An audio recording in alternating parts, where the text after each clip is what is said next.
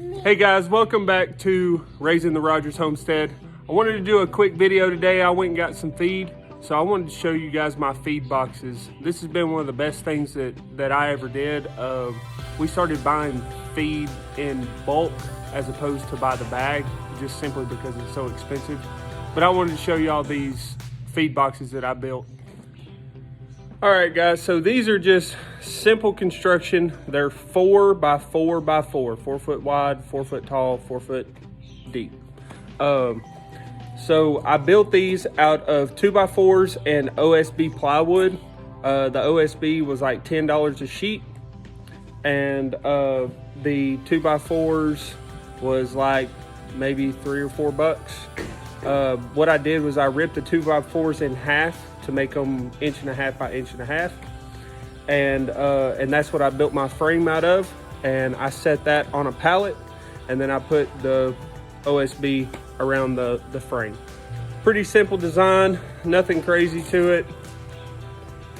It is OSB, so I'm sure eventually it'll start warping and all that good stuff, but they've been here a while and I haven't had any issues. Of course, it is under roof, it doesn't get wet or anything, but I'll just show you the inside of one real quick.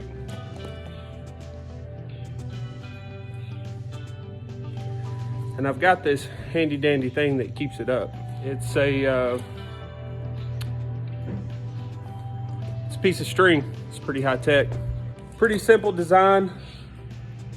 These will hold roughly about 1,500 pounds of feed. I haven't tested that fully. I only buy 1,000 pounds at a time from the feed mill that we go to, and it holds 1,000 pounds pretty simple. So I'm gonna get the trailer back in here. There's only one way to unload it, and it's the hard way, a bucket at a time. I'm gonna get the kids out here, and we're gonna get this unloaded, and then I'll show you after it's loaded with roughly 1,000 pounds of feed inside the boxes.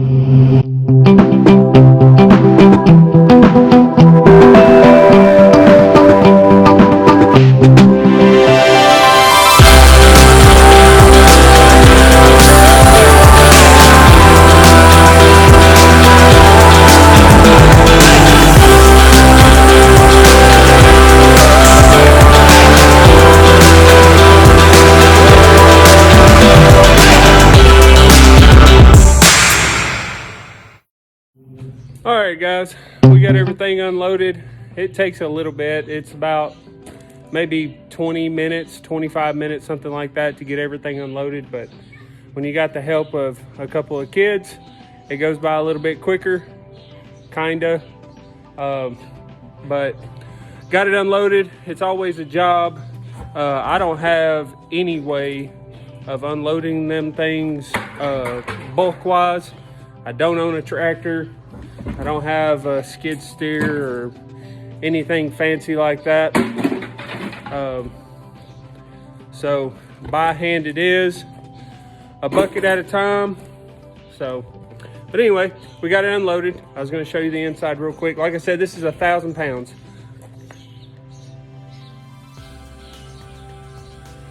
I think it could hold about 1,500 pounds. I've never gotten that much feed. Maybe one day I'll get to the point to where I need that much feed at a time.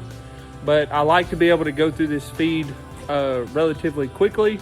I don't want it sitting in there for a long period of time. So between a month and a half or so, I'll go through this feed, and then, you know, I'll have to go get more. But anyway, so this feed right here, that's what I feed the chickens and the pigs. It's a 20% feed, so it's more than enough for the pigs, and it's great for little bitties whenever they first go into the brooder. And then for meat chickens, especially meat chickens this time of year, I'll run 20% all summer long into the fall, and then during the winter I'll cut back to the 16% because I'm only feeding layers and not layers, meat chickens and pigs. This feed, that's the cattle feed. It's a 13% feed.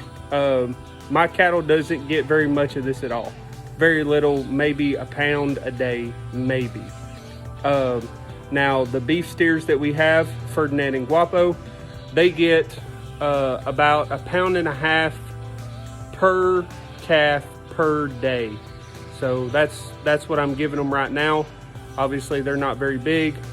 Sometimes they don't even finish all of that. But I'm gonna keep them on it at a low percentage, and then whenever they get closer to butcher time, then I'll give them a little bit more. But the other bags that you see in here, that's a 12% sheep feed. I didn't want to feed my sheep grain at first. They just seem to do a heck of a lot better on it. It's only a 12%, so it's not that much, and it's a super clean feed. It's got wheat in it, it's got alfalfa in it, and the sheep love it. And if it makes them grow hoof quicker, then I guess I'll just have to learn how to trim sheep hoofs. I don't know. That's just what I've heard from actually Greg Judy. Greg Judy's the one that said that, for those of you that know who Greg Judy is. But anyway, that's my feed boxes. That's my method of unloading feed. I am sweating like a pig, as they say, even though pigs don't sweat. So I wanted to talk a little bit about the unfortunates of doing this on a day-to-day basis. So I shared with you guys in the last video that I've got roughly 40 Cornish cross chickens that we're actually going to process this week.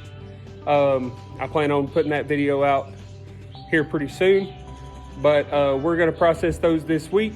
They are very, very close. They are actually, I don't know if you can see them or not, but they're right there. They're headed back this way. So the way that we did it last year, we would order 100 to 200 chickens at a time. We had several chicken tractors and was moving them a lot. We did sell some chicken. We didn't sell a lot, but we did sell some chicken last year. But most of it we kept for ourselves.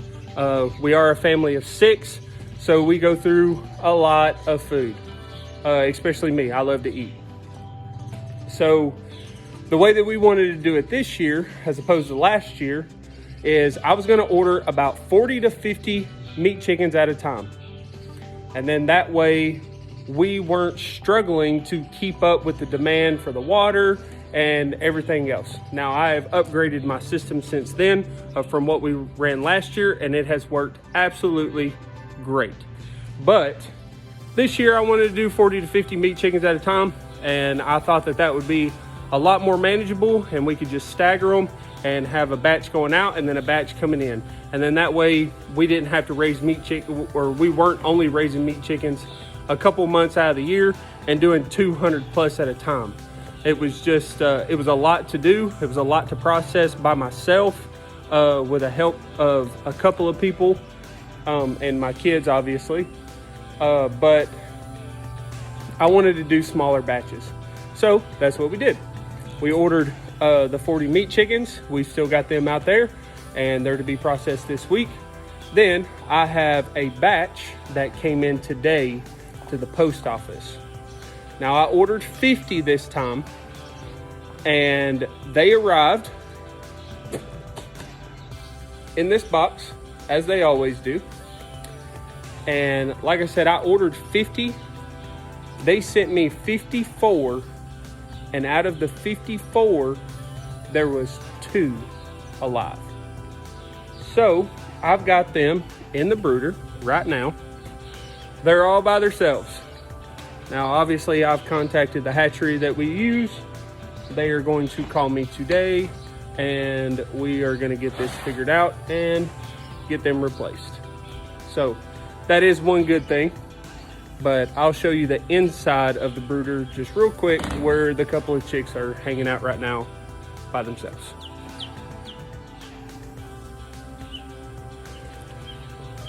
So I've got the feeder and water just sitting on a 5-gallon bucket lid. I've got bigger feeders and bigger waters, but I figured there was no sense in putting a big old feeder in there and a big old water in there. So I went ahead and got those guys set up.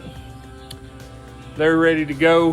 Hopefully they will have some bunk mates here before too long. If it ends up being a week or so before we get any more chicks, that'll be fine too. I will just raise those 2 out all the way to the 9-week mark instead of the 8-week mark. But anyway, that's the shenanigans that I had going on this morning here on the homestead.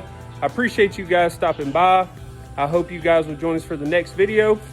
Please like and subscribe to our channel. We are trying to grow this channel and we appreciate every little bit that we can get. So until next time, appreciate you guys stopping by the Raising the Rogers Homestead. We'll see you guys on the next one. Thanks.